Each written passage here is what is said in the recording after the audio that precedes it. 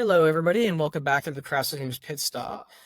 Today we are with Dawna Campbell, known as the Line Whisperer, and she is a soccer speaker who has shared the stage with Sharon Lecter, Mark Victor Hansen, Dr. Joe Vitale, Lisa Nichols, and Bill Walsh. Through her international private practice, she helps clients clear energy blocks for instant manifestation and healing. Her expertise in reprogramming the subconscious mind for wealth creation underscores her insights on happiness, prosperity, and love. Welcome to the show, Donna. Yes, and thank you so much for having me here. Not a problem, not a problem. Now, before we dig into this, it's a very, very interesting topic. I have to ask, which fictional character would you most like to have dinner with and why? It's so funny that you asked that because I can't think of a fictional character, but I can think of people that I have studied in the past that I would love to sit down and have dinner with and ask all kinds of questions. And people come to mind like Albert Einstein and Nikola Tesla and Maya Angelou because they have such profound wisdom within them, even in just their little short sentences and their quotes that they have shared and that they've said. That would be a gold mine, total gold mine. But fictional, I don't know. No, no problem. But those are some very good choices. You know, Albert Einstein, Nikola Tesla, and Maya Angelou for sure. Okay, so why don't we go a little bit into your background, Donna? Tell us about your journey and sort of what led you to where you are today. Wow. So how far back do we want to go? Growing up, I grew up in Silicon Valley and it was during the high tech era. And so we had an abundance of money flowing into the valley, except not everybody was impacted the same way by that abundance. And it really started dividing everybody that was unified and together, but started dividing everybody into different groups and different segments based on how much their parents generated.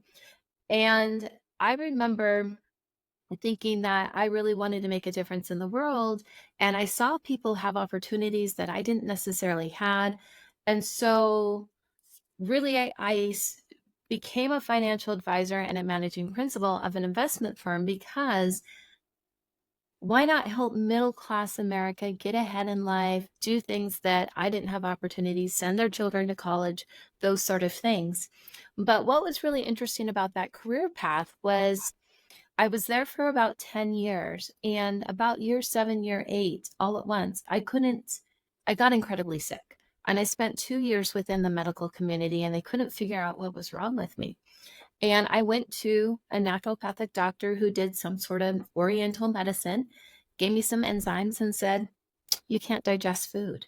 So, because you're not digesting on the inside, there's something in the outside of your life that you can't digest. Don't go looking for it, it'll surface. Well, it did, and that was the infidelity of my marriage, and realized that my husband at the time had been cheating on me. So I left the marriage. I became a single parent of 2 small kids. And then I moved to an ashram, a spiritual living community. I took a year sabbatical from the financial planning firm because I realized those two things had me in common, my health and my relationship.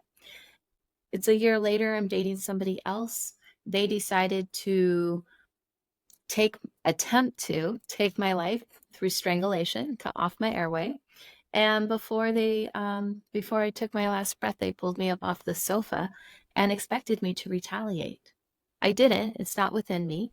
I left and I made a promise to the universe that if I and my children were kept safe, I would dedicate my life to this healing path. I moved back to where I started from, and because of the economy, it was during the global recession, and my job did not reinstate me from the sabbatical. I became financially devastated. So that was the third area. And I did all of that within a 4 to 5 year time period. And then when I got myself to safety, I realized that I needed to fulfill my promise there. And so the second day that I arrived back, I started moving forward on what it would look like as this new life, doing the healing work that I do. Wow, that is quite a story. And what did that journey? How did that journey start when you started to become a healer? How did that start for you? I had already been dabbling in some of the different modalities. Of course, you learn Reiki. So I was a Reiki master. How is this working? My hands were naturally getting hot. And all of those things. When I really started transitioning, though, and realized I had already met a medicine woman, and she started teaching me energetically and passing on her gifts, talents, and abilities. At the time, I didn't know it, though. And I had worked with a Buddhist monk who taught us how to live our life in a meditation 24/7. It's not something that you sit around necessarily and go om for a certain time of day. Yes, you do that, but it's also carrying that through in all aspects of your life. So naturally, these synchronicities were already happening. And then when I made it back to where I started in a different state, I realized that I was going to have to start implementing and doing what I had been learning. And the skill set that I had under me was being a Reiki master. So that's where I started. But because you were so tapped in and you're using all of your gifts, talents, and abilities, it flows through and you're shown more and more and more, and how fast and instantaneous healing can be today. And that goes for the physical body as well as the mental body and mental the mental part of that as well, correct? Yes.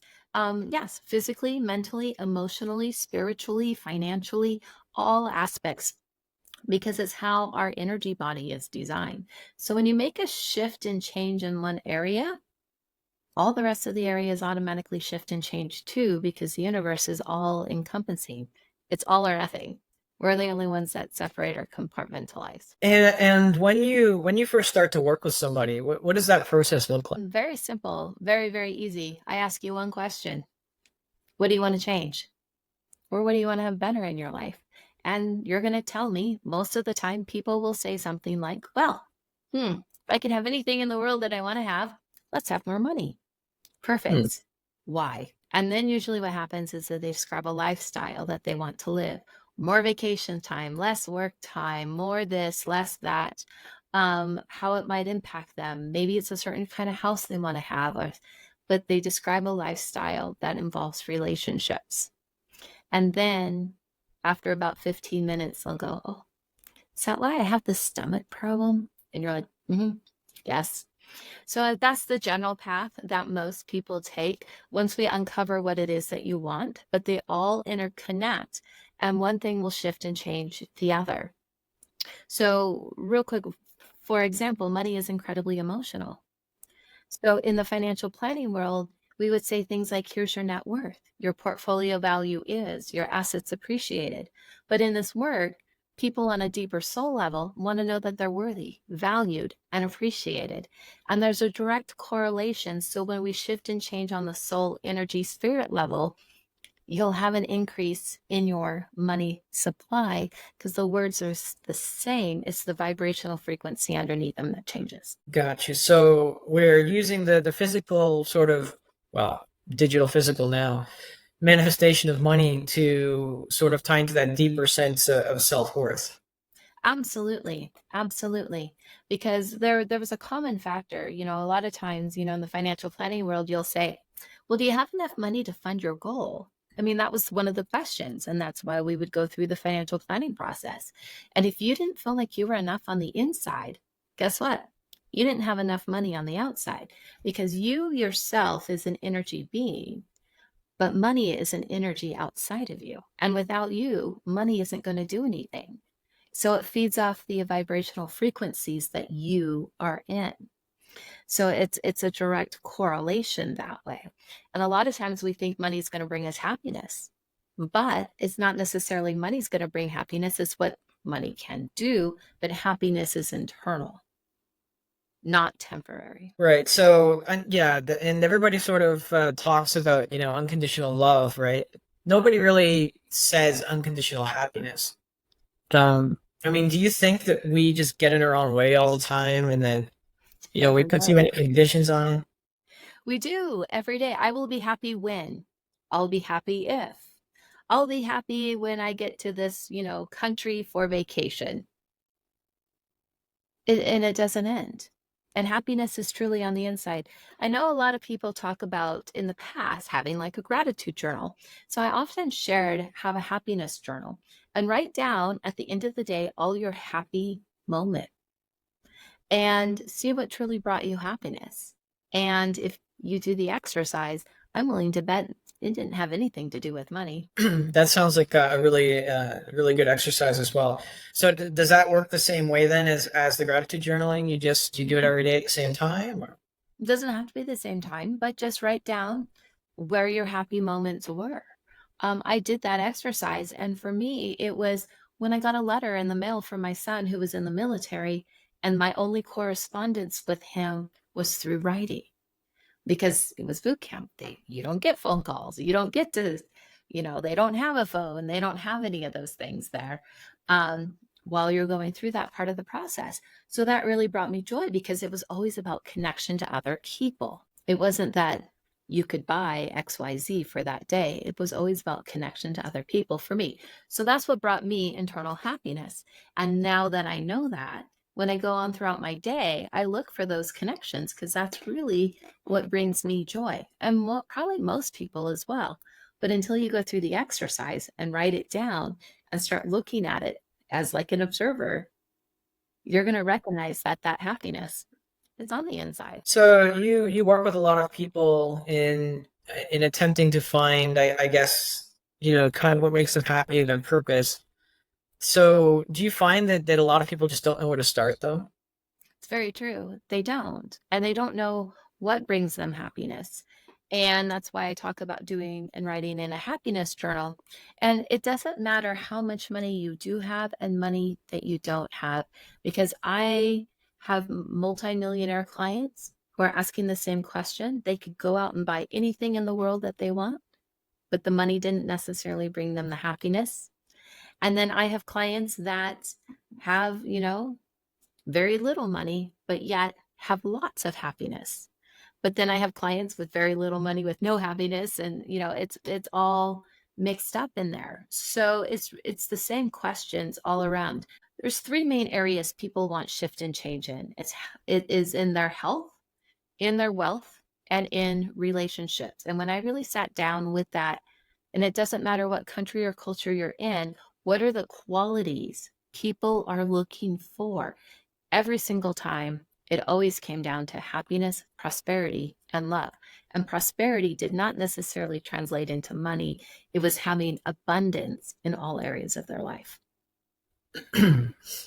Yeah, it's you mentioned there the love. I mean, when people were out there looking for love, do you find that they were looking for self-love or they were looking for that love to be reflected in other people? I think it comes down to self-love, honestly.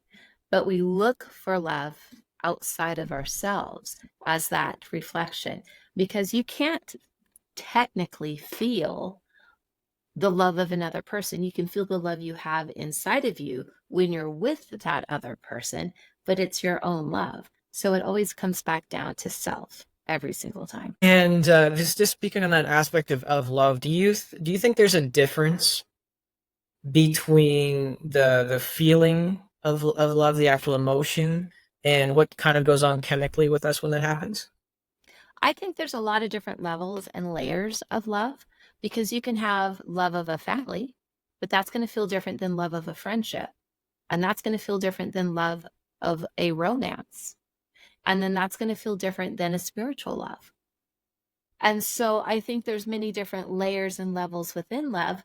And if you go into vibrations and frequencies, it would resonate, they say, to 528 hertz. It's part of the I can't say that word very well. Solfeggio frequencies. There we go. I'll get something out.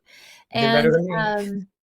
and so, and it's an energy you feel when you're in meditation, and it's a miracle healing tone, and it repairs everything in the DNA. But if you follow physics, it's the energy before it comes anything else into the world, just before it becomes quanta. So I think there's many different levels and many different layers of love with what goes chemically on with people. I think depending on those layers that you're in, to the emotions that you're emitting out, on a subconscious level is what magnetically attracts back. So if you're in that state of blissful, euphoric love 24/7, you might not attract chemically somebody who might have anger or frustration in that. But if you have a little bit of that anger and frustration within you, you might be a match, because we match on our positive qualities as well as our negative qualities in that. Mm. So you have to have a chemical resonance to the other people to have them in your life to attract in, or they get repelled back out. So that piece always does happen. It's just, is it the romantic attraction, chemical love all the time? Probably not. And actually, that brings me back to another question. I mean, there's so many things out here. We're so starved for attention as a society, right? We, we look for validation on social media. We are always looking how to, attract the best person. The whole, dating world right now is just a real mess. You've got things like pheromones. You've got things like subliminal CDs. You've got all these different things. People writing books. My question to you, in terms of energy frequency, I mean, do any of those um, any of those theories and aspects where they say, if you have that 528 hertz, right, you've got that playing in a group of people. I mean, are those people going to feel more connected then on that same frequency? Possibly. It's all going to come down to the individual person on that. Not everyone is necessarily always going to resonate.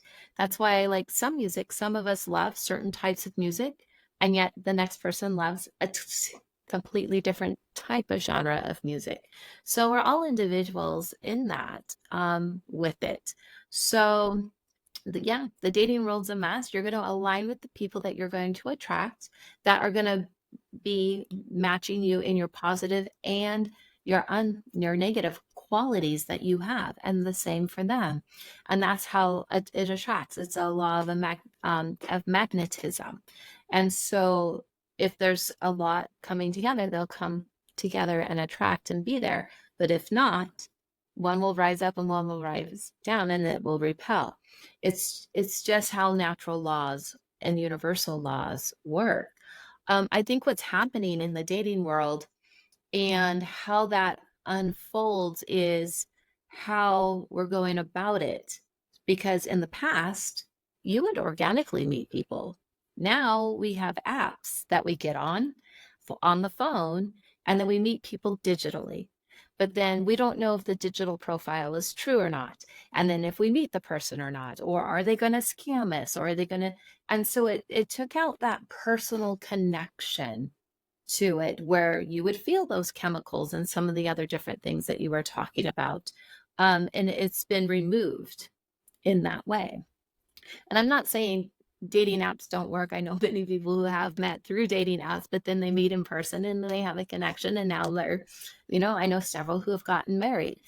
But it's a process. And I think a lot of times with our world, with where we're at today, it's removing that human connection that we have with each other. You mentioned resonating and not resonating with these frequencies, and how you sort of, I guess, we oscillate on a daily basis or monthly basis between all these different frequencies all the time. Yeah. And so when you're doing your work with your clients, and you're going through these different things, does that mean that you also do sound healing as well, where you attempt to adjust your frequency using the sounds? I do sound healing, usually for myself. What I do in the work is that when I ask you, for example, would you like to have kindness and peace, free from and without stress and chaos, the client has to give a conscious yes to that. Otherwise, nothing's going to happen, because we're not going to go in and reprogram something that you don't want. But do we want these other qualities and the things you told me you didn't want to experience anymore? Can we let those go? And once you say yes, that reprogramming process starts. What happens is each of those emotions has a vibrational frequency. Yes, it can resonate to a sound, Yes, it can resonate to a light color and all of that. So it's in the underlying intent. So I'm not necessarily sending a sound energetically to them. I might hear a sound internally inside, but I might ask for a frequency to go with it when they say yes, and they energetically receive it and make the shift.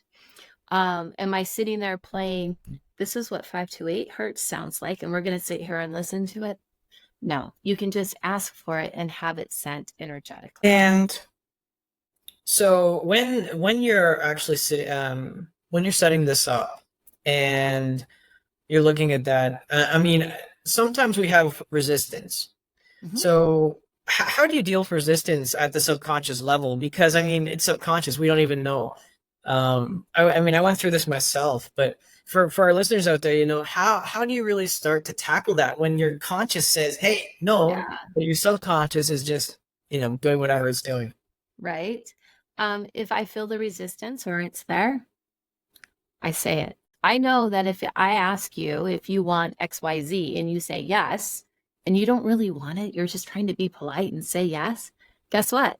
It doesn't go in. I know because I'm sharing in a quantum space because there is no Mhm. time and space. We can have a physics discussion on that. Right. And I know when it happens. So I can ask and I can ask what the resistance is. What's really funny is that you can share a story as well. And that will shift and change people because we are electromagnetic beings, and if a person is in a constant state of resistance, you will feel that, and you will feel that barrier in their energy field. Now, I remember one time that I sat down with a friend of mine, met her for lunch, and she said to me, first words out of her mouth, not, "Hi, how are you? Happy to see you. It's been a while." It's, "What was all of this resistance about?" And you're sitting there and you're like, "Resistance? What do you mean?" You have resistance. It's all around your energy field. And she moved her hands in that way around me. And I went, I don't know what. And she goes, "There's resistance. I feel it." And I said, "Dang, you know, the only thing I can think of is this one person. We had been dating, gone out a couple of times. I don't want to go out with him. I've said no several times. It's not my type of person. So I've kind of just been pushing back and resisting."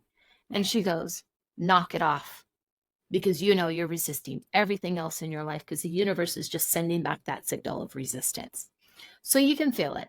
And anybody can feel it. You don't have to um the words are a rocket science to figure it out. If you're in a sales meeting and you're walking down the hallway to the meeting, you know before you get there if it's a good meeting and everyone's met their goals and you're going to have a celebration, or somebody's in trouble because you haven't made your goals, 4 weeks in a row. You know that. And we do it intuitively all the time. We're walking down the street, we see somebody approaching us.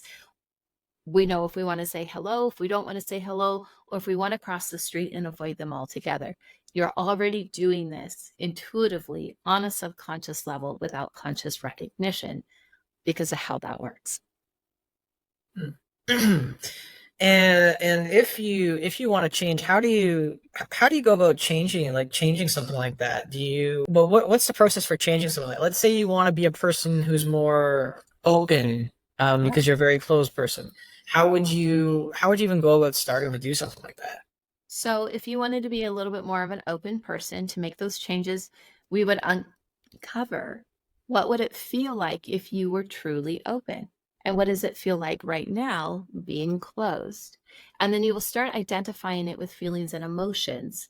And you would say, well, I might feel frustrated.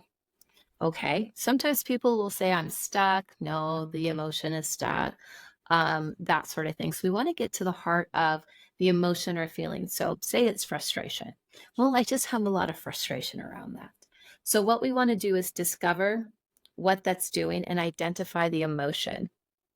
The second thing with identifying is we want to make sure it really is an emotion or a feeling.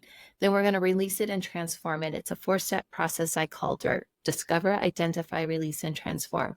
So once we identify and discover the emotion that we're in, we can locate it where it's at in the body. The body has cellular memory. So, well, where do you feel the frustration at? Oh, I kind of feel it in my stomach. Okay, when was the first time you remember feeling frustration in that stomach area? And what we want to do is go back to a time when we were little, somewhere between 0, 7, 0, and 9, because that's when it first got encoded. And you're going to tell me a story, whether it's true or not, of how you felt frustration in your stomach. And I say whether or not it's true or not, because sometimes people can't remember their childhood, and that's okay. But if you did know, what would the story be? And what we're looking for that is the underlying emotional frequencies that are stuck underneath the frustration. And then when we uncover that, then we can uncover what you needed, what was lacking, or what was missing. So it might have been the energy of happiness. And so we ask for the change, happiness free from, without frustration. We say yes. You say yes. And it starts to automatically recode, because in every moment, every possibility of every frequency exists. It's just that at that time you learned frustration and that's where you got stuck at. That's okay. We all have had stuff like that. And then it will automatically shift and change. We review the story that you originally told me. And then based on that, you're going to see it from a different perspective and a different light. And when that happens, and we make sure everything has been cleared out that's associated with that, and we raise it up in vibration, you'll recognize that your stomach feels different. And then the next thing you know, the very thing that you've asked for, the thing that you want to shift and change to be more open, it's there and it changes. And people will see it energetically on you. A day or two later, you'll start hearing things like, wow, did you lose weight? Oh, you look a lot lighter. Wow, what have you been doing? You got like extra sleep. And people will ask those types of questions because they see you differently, because the energy field around you is differently, because the emotions that were holding you into that closed space are no longer weighing you down. So that's kind of like when people say, you're glowing, or you're happy and you're more energetically charged, and they say that. Absolutely. Absolutely. It's all vibration and frequency that we see. So I've actually, I've done a bit of reading on this, and I've watched I've watched The Secret a few times and things like that. And um everybody says something like a little bit different. But so when you want to make these changes for yourself, Uh-huh. how long does it typically take for somebody to feel the difference? Instant, simply put, instant. In the moment that we're working on you, with you, because when you see the original story, you're in one energy and frequency. And after the change, and we go back and review it, you start feeling different. Because what happens is chemically, you will have a new physiological energy flush that goes down the body. And when we get to the core of the matter, it creates a different chemical balance that moves through the body, and the old one leaves. So if you imagined your thought going one direction, somebody comes in as a pattern interrupt, we cut off that pathway to that particular neuron pathway, so it doesn't re-access those same lower vibrations, and then we recode it to a higher vibration. It's a whole change of energy that way, and it will create a chemical flush in your body when that happens, and everything else in your life after that starts changing. So when does it happen? It's instant. Now, say some things are multifaceted. So sometimes people come and they have physical level disease, such as cancer. It might take more than 1 or 2 sessions, although you feel different in each one, to clear all of it out, because it might be connected to 50 different things versus one thing.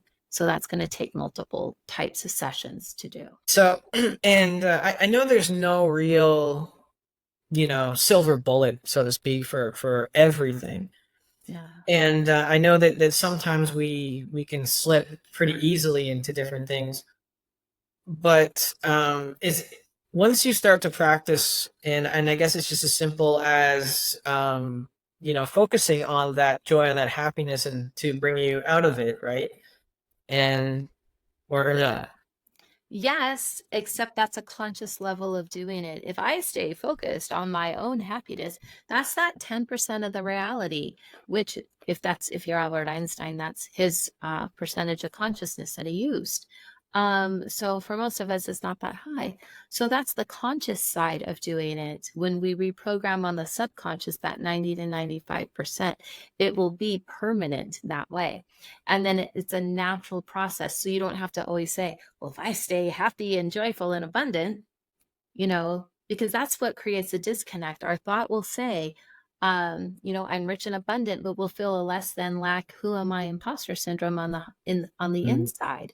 And so by utilizing this process on the inside with the subconscious, we align it. So when you say I'm rich and abundant, you feel rich and abundant, not the lack imposter. So it's always about an alignment process. So you're right, because those thoughts and words have to match on a conscious level. What we're talking about is if it's the iceberg, everything beneath Mm. the surface. So, what would be one simple thing that everybody could do every day to sort of make that process a little easier? What I would recommend doing is breathing, because when we breathe in, we're going to breathe in oxygen, all of the good things that our body needs, and we breathe out toxins, carbon dioxide, the stuff the body doesn't need. And so set a timer on your phone and have it go off at a strange time, like, 2 hours and 13 minutes from where we're at right now, because it's going to be offset. So it doesn't hit the top of the hour or the half hour. So we're not anticipating and waiting. It just randomly goes off. When it goes off, you're going to stop everything and you're going to ask yourself, how do I feel? And assess what it really feels like on the inside. Are you really truly happy and joyful? Or do you have a little bit of stress, worry, and pressure going on? And then you're going to do that breathing exercise. You're going to breathe for 3 to 5 minutes. And when you breathe in the good stuff, you're going to think that the word you want to have: peace, stillness, kindness, happiness, gratitude. And then when you breathe out, you're going to breathe out the word that you don't want: stress, worry, pressure, chaos, whatever it is. Peace, chaos. And you're going to do that for 3 to 5 minutes. It's a real conscious way of changing it, but you will create a physiological change in your body. If you do it long enough, you'll feel that flush. And then when you're done, reset the timer on your phone, go back to what you're doing. But because of that, you pulled yourself consciously out of one energy into another, and you're going to have more focus, more clarity, more balance. And when you go back to work, whatever you're doing, you're going to get done in less time than you would have, because the pattern of the lower emotions and frequencies aren't there for that time period. Doesn't mean that it's not going to come back. It will. So you're going to do this a couple of times through a day, but it's a real conscious way of making a change. To permanently change it, you really have to go back to a time frame of when it first originated. And it may not even been here. It might have been encoded in the genetics or the DNA. And that's a slightly different process, but the philosophy behind it is the same. Okay, so so breath work like that, and the reasoning for not, I'm just going to look here. The reasoning for not doing it at a set time every day is to not make it a habit wherein we could be the different levels of competency, right? So if we get to that level where it's just automatic, then it'd be just unconsciously doing it. The reason why at different times throughout the day is to create the awareness of how you truly feel. Because we go from thing to thing, to activity, kids into the car, into the grocery store, back home, then to the event, then to this, and then we have that. And we don't take the time to assess how we feel. And so it's all about creating the awareness. We forget to check in with ourselves. So that's why when you set the timer for a strange time, then you can really just ask yourself, wait, stop. How do I feel? And you're going to start catching on that there might be a pattern. Write it down in a journal. I felt this when I was doing this activity. And then maybe on a different day, a week later, you're doing the same activity and you assess how you feel. You can see if you still feel the same or if it's changed, because it's going to start showing you patterns of behavior. We just don't check in with ourselves to understand how we truly feel. You can do it at the same time every day, but you're going to feel pretty good at that time of that day if you meditate in the morning or in the evening, or maybe you do a lunchtime thing, but you want to catch yourself off guard. That does make a lot of sense.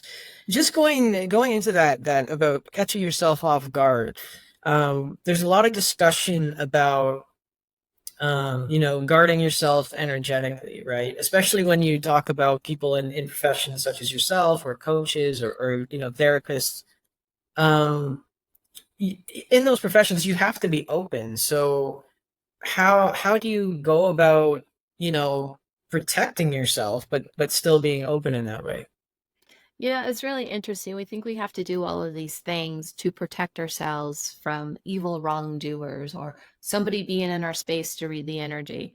The first thing I'm going to say is in order for somebody to do that, they have to have a high level of virtue. Because if you don't have certain virtues or certain levels of virtues in place, you're not going to have the ability to energetically read another person at the same level that you would if you did. So, for example, we don't, as people, don't want people to know our deepest, darkest secret type of scenario. But if you had the compassion and you had the understanding and the discernment with it, then you would be able to see that deepest, darkest secret and have the ability to go, well, I understand why that happened because you don't see it from the same perspective. So, first, you have to have the virtues to be able to do any of that. Second, if you stay up in a higher vibration, because each of the emotions are measured. There's a great book called Power versus Fork by Dr. David Hawkins that has that ability. You can see what the different levels and stuff are. So say you're up here and you stay in gratitude, you stay in the energy of happiness. Well, if somebody else is down here and they're in the anger and frustration, it's a lower level. Maybe they're in defeat. Maybe they're in boredom. You wouldn't necessarily connect and resonate with them, and they won't have the ability to read you in that open state because you're above. So one of the greatest things that happens with healers is that we think we have to have a resonate with somebody at the level that they're at. But if you lower your vibrational level, you're doing a disservice because our job is to increase and raise people in vibration. But if you stay high enough in vibration, you can walk around completely open and the people aren't going to see, you know, all the things that we think they're going to see. There are no secrets. Everybody's an open book. We're more space and light than what we are anything else. So, yeah, I know people put them in bubbles and lights and colors and do this. Eventually, what will happen is that barrier will be there, but negative energy will keep hitting it, kind of like a window in a way, and eventually it'll break through and come to you. So the better way is to stay in a higher vibration and let it pass by. So to sum it up, the way to do it is to not do it. Very much. And excellent. So just coming up here, is there anything that we might have maybe should have asked today that we didn't ask, or any topics that maybe we should have covered that you feel we should have covered? Oh wow, that's a great question. And this is where my mind freezes and I go blank and I'm like, I don't know. I don't think so. You have a pretty good perspective and a pretty good background of what the how to shift and change things energetically. Well, it's definitely some interesting things here. I guess one of the questions I have, and maybe others have as well, is if they want to study this. I mean, I know there are thousands of books, and there are thousands of people, and I mean, I know I've gone through hundreds of different books, and I've picked some up, put some down. Are there any that you would recommend to somebody who's just looking to get started and even beginning to understand these levels? Oh, besides the ones I wrote?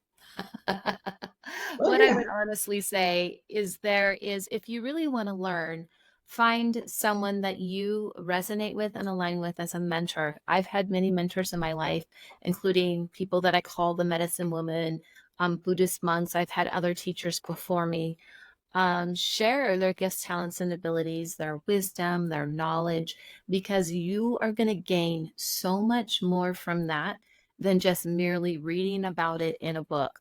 And anything and everything that I do or have spoken about, I teach.